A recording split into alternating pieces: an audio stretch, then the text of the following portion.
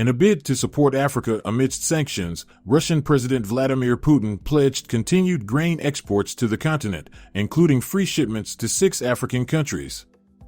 Addressing the halted Black Sea grain deal at the Russia-Africa summit, Putin emphasized his country's commitment to humanitarian deliveries, aiming to avert a global food crisis. However, he also cited the challenges posed by illegal sanctions, which impede the supply of Russian food, impacting transportation, logistics, insurance, and bank payments.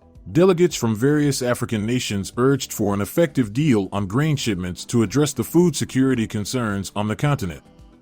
The withdrawal of Russia from the Black Sea exports deal, vital to many African countries, raised serious global food security threats. Putin clarified that Russia withdrew due to unfulfilled terms concerning the withdrawal of grain and fertilizers exports from sanctions to world markets. Stay tuned for further updates on this critical development impacting Africa's food security and global agricultural trade. In Nigeria, around 15,000 doctors are on strike, demanding improved pay and working conditions, causing public hospitals to shut down. Many doctors are leaving the country for better opportunities abroad, leaving critical positions unfilled. The situation has led to financial hardship for medical professionals, with salaries stagnant since 2009 and the devaluation of the national currency. Dr. Kemi Abaloy shares her overworked reality, being on call for nearly 48 hours without time for her family. Nigeria's doctor-patient ratio is concerning, with just 2 doctors for every 10,000 patients on average and 1 doctor for every 10,000 patients in some rural areas, making it one of the worst globally. The strike's impact on healthcare services is severe, and urgent attention is needed to address the doctors' grievances and provide essential medical care to the population. The military leader behind the coup that ousted Nigerian President Mohamed Bazoum accuses France of flouting border closure rules by landing a military aircraft in Niamey, despite an order to close all land and air borders. Colonel Major Amadou Abdrahmane called for strict compliance with the border closure order and reiterated the coup leader's support from the army in Niamey. Pro-coup demonstrators in Niamey demanded the departure of foreign forces, waving Russian flags, and expressing a desire to strengthen ties with Mali and Burkina Faso to combat terrorism in the Sahel region. In response to the coup and the demonstrations, the coup leaders suspended all political party activities until further notice, while President Bazoum, who rejected the coup, vowed to safeguard democratic gains and freedom in Niger. Leaders from Zimbabwe and Uganda met with Russian President Vladimir Putin during the Russia-Africa summit in Saint Petersburg. Putin emphasized the Russian Federation's commitment to developing ties with African countries, holding bilateral talks with Uganda's President Yoweri Museveni and other African leaders during the 2-day summit.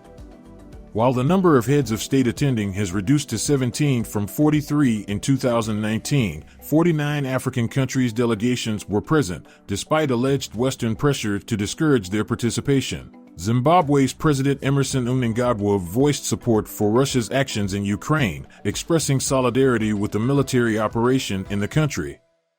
However, African countries remain divided on the issue, with the continent's 54 nations having different stances on General Assembly resolutions concerning Russia's actions in Ukraine.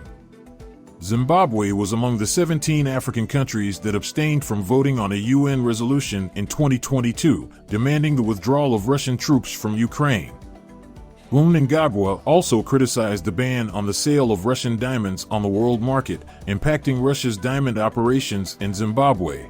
During the summit, Uganda's Museveni invited Russia to participate in oil exploration in East Africa, aiming to export crude oil and refine it for the East African market. The Ugandan president expressed interest in Russian companies collaborating in further oil exploration in the region. In a stunning upset at the Women's World Cup, Nigeria secured a 3-2 victory against Australia in a sold-out match at Brisbane's Lang Park. The energetic play and fast-paced attacks from the Nigerian team surprised the co-hosts of the tournament. The absence of star player Sam Kerr due to injury posed a challenge for the Australian team. With this unexpected loss, they now face the task of defeating Olympic champions Canada to advance to the round of 16. For the Super Falcons, Thursday's triumph puts them in contention to qualify for the last 16, a feat they achieved in the 2019 World Cup. Despite being ranked 40th by FIFA, the Nigerians showcased their prowess, equalizing shortly after Australia's first goal and eventually securing the decisive win. The match witnessed thrilling moments, including Uchenna Kanu's equalizer for Nigeria and Osinachi Ohale's crucial goal, followed by Asisat Ashola's brilliant strike in the second half. Despite Alana Kennedy's late goal for Australia, the Matildas couldn't bridge the gap, and Nigeria emerged victorious, leaving fans in awe of their remarkable performance. Russian President Vladimir Putin announced a significant increase in trade turnover between Russia and African countries, with a remarkable 35% surge in the first half of 2023, despite facing international sanctions and the challenges of the COVID-19 pandemic. Speaking at a trilateral meeting with African Union leaders, Putin highlighted the growth in economic ties, emphasizing that mutual trade volume reached approximately $18 billion last year. In 2022, Russia proved to be a reliable food supplier to Africa, with exports of this category amounting to $4.7 billion. This comes as African leaders arrived in Russia for a summit with Putin, seeking alliances amid the backdrop of the ongoing military operation in Ukraine. However, Western powers have been accused by the Kremlin of pressuring African heads of state not to attend the summit. While the summit aims to bolster ties with Africa's 1.3 billion people, the situation in Ukraine remains a pressing concern, as highlighted by Azali Assoumani, chairperson of the African Union, during the meeting with Putin. As both Russia and Ukraine hold partnerships with African countries, leaders acknowledge the far-reaching consequences of the ongoing tensions, urging careful consideration of the situation. The 9th Games of La Francophonie, a gathering of 3,000 young athletes and artists from around 30 countries, commences in Kinshasa, the capital of the Democratic Republic of Congo, DRC. Despite facing challenges as a country deemed chaotic, at war in its eastern part, and facing electoral issues, the DRC aims to showcase its hospitality and vibrant culture during the event. Originally scheduled for 2021, the Games were postponed twice due to the COVID-19 pandemic and unprepared infrastructure. To host the athletes, the DRC invested tens of millions of dollars to build and renovate sports facilities, alongside addressing the war effort against armed groups in the east. The government highlights the event as an investment for Congolese youth and an opportunity to change the country's image from being associated with war and violence. However, some concerns over security led to reduced participation from some countries, while the presence of the Rwandan Secretary General of the International Organization of La Francophonie at the opening ceremony remains debated. The Games of La Francophonie will include 9 sports competitions and 11 cultural competitions, with young participants aged 18 to 35 showcasing their talents in various disciplines like football, basketball, athletics, and cultural performances, aiming to promote hope and solidarity among the participating nations. Despite diplomatic isolation resulting from the Ukraine conflict, Russia finds little hostility from African leaders, many of whom are attending the Russia-Africa Summit in Saint Petersburg. The summit includes a gala football match featuring top footballers like Melvin Camden, who expresses gratitude for the opportunity and highlights the unity between Africans and Russia through sports. Although Russia has been banned from major international competitions, they have organized an intercontinental student tournament during the summit, promoting cooperation between Russia and African countries. Coach William Dianda of the Cameroon international student team emphasizes the importance of fostering a strong relationship between Africa and Russia, considering it more practical and genuine than the colonial ties with European or American countries. The summit's sports program aims to strengthen friendship between Russia and Africa, showcasing Russia's sports project, the World Friendship Games, scheduled for September 2024. The initiative aims to revive international competitions and gradually regain Russia's influence and activity on the global stage that was impacted by the COVID-19 pandemic.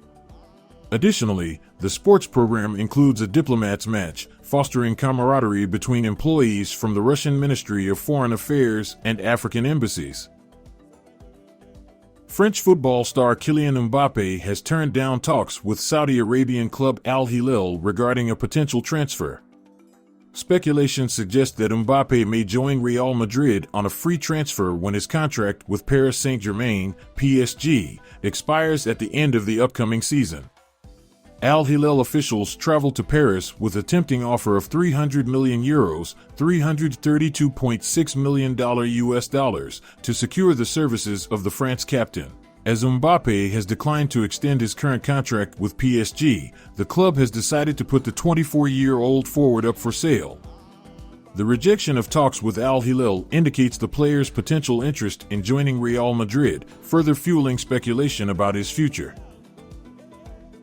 Hundreds of Africans from the continent and the diaspora have gathered at Ghana's historic Elmina Castle to commemorate Panafest, an event celebrating history and confronting cultural traumas that led to the Atlantic slave trade. The festival, organized by the Ghana Tourism Authority's Upper East Regional Office in collaboration with the Panafest Secretariat, seeks to manifest the idea of Pan-Africanism, empowering Africans and fostering unity. Under the theme Reclaiming the African Family, Confronting the Past to Face the Challenges of the 21st Century, Panafest features cultural dance performances by the Sandima war dancers and the Sakoti dancers, symbolizing the resilience and spirit of the African people. The event provides an opportunity for people to connect with Ghana's history as a significant hub of the African slave trade, promoting cultural exchange among attendees from Africa, the Caribbean, and South America. Next year's celebration is planned to commence at Pekoro, home to several historical sites, including the Regional Museum, to remind everyone of the origins of the slave trade. The festival not only acknowledges the suffering but also highlights the enduring spirit of resistance that connects Africans worldwide. Panafest is an annual event held from July 23 to August 2 in Ghana.